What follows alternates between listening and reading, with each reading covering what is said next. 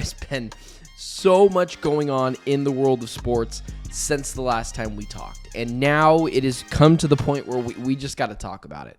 Let's start here with some of the different chronological orders of what has happened with the Phoenix Suns and all of the nonsense that has taken place. So let's start here. Last, I believe it was Thursday. It would have been Thursday because that's when me and Brendan at Locked On Phoenix, or we're doing Locked On Phoenix Suns, and him and I were talking about some of the things that Devin Booker had said in his press conference, and it was very telling and it was very eye-opening. Booker seemed to be throwing some guys under the bus, or at least saying some guys weren't being as vocal as maybe Booker was. And it looked like Devin Booker was pretty pissed off. And I was disappointed because I thought Booker was going after teammates. Just for John Gambadoro of 98.7 FM to tweet out to someone, I think he was talking about Mike Budenholzer, which I immediately sent to my co-host Brendan Clean, and I had said, you know, Brendan,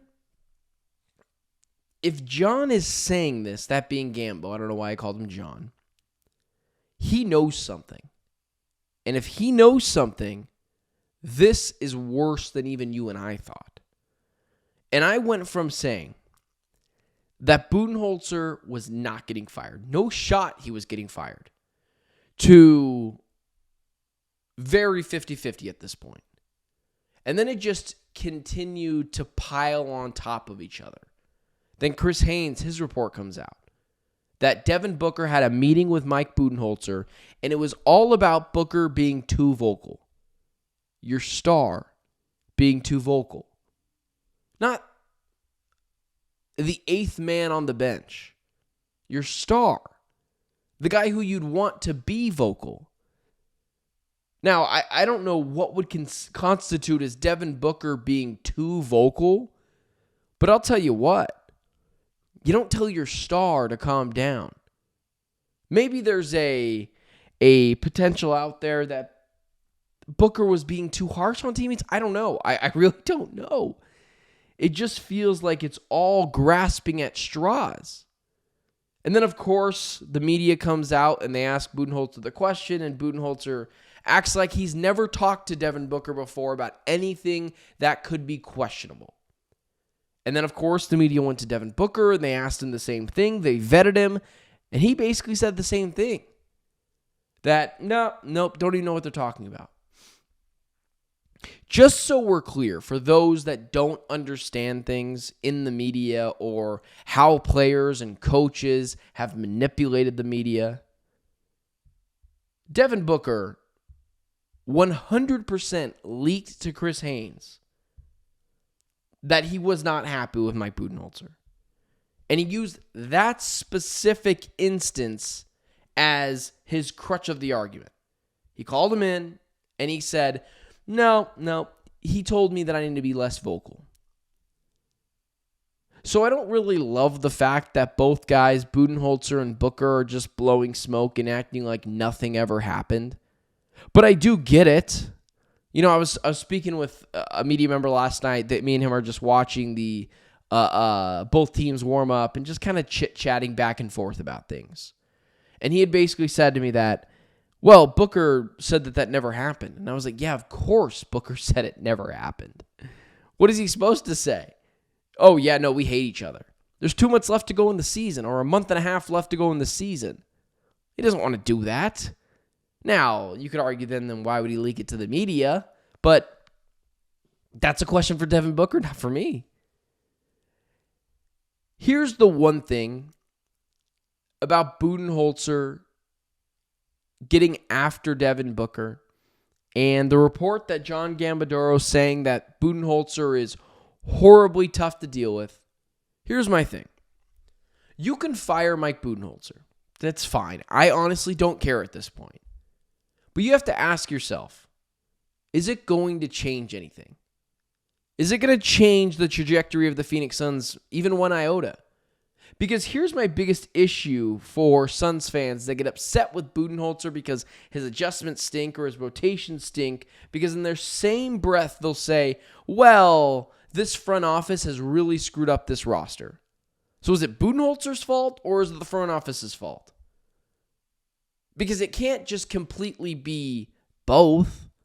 Or I guess it could, but my argument to that would be, you think getting a fourth coach in 4 years is what's going to solve the Suns' problems. You think going and getting Chauncey Billups or a young, quote-unquote, ascending head coach is going to fix this team? They're broken culturally. They're not broken at the coaching side of things.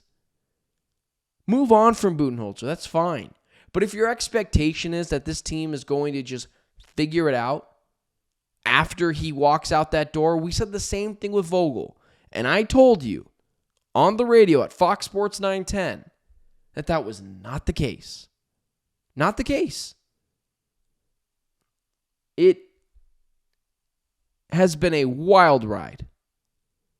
It has been incredibly frustrating. And there has been no stone left unturned with the media aspect of all of this. It has been a very busy Suns season for a team that is awful.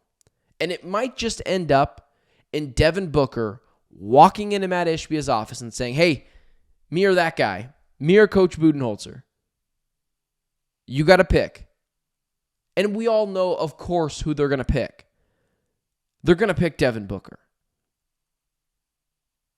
But if you think a fourth head coach in 4 years is going to fix this team, you are sadly mistaken, my friend. This is a cultural divide.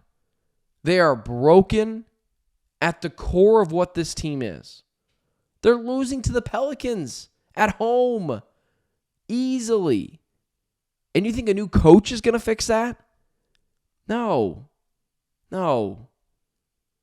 They need a complete come to Jesus moment for this team. And it's going to end up with Kevin Durant going elsewhere and retooling around Devin Booker. But the spirit of this team is lost. And a head coach isn't coming in and fixing that. It's going to come with a complete retool around Devin Booker. Budenholzer, him telling Devin Booker that he's got to tone it down, that's nonsense, and it's indefensible. But that alone is not what ruined the Suns' season. What ruined the Suns' season was injuries, the fact that they're too small, they can't rebound. Defensively, they are awful, especially on the perimeter. It wasn't because a head coach upset Devin Booker, which I clearly side with Booker in this, but it is not fixing anything with this team. There's no redo button for this team that's just going to fix it all. So you can get rid of Budenholzer. That's fine. And honestly, at this point, I think it's going to happen. But of course, things can change. I thought for certain last week that there was no chance in the world that it wasn't getting fixed, that it wasn't getting changed. But after the things that have transpired over the past couple of days, I don't know how Budenholzer saves his job. And things get out to the media when people want it out. Things don't just leak. It's not a real thing. Devin Booker was the one that let this out, his camp, because they want to push Budenholzer out. Likely. And with guys like Gambo talking about potential replacements, I think that they already know he's a dead man walking. Is it going to fix the Suns alone? No. They need a complete come to Jesus change of heart moment, and changing a head coach ain't going to do that. It needs to be a complete retool of this team.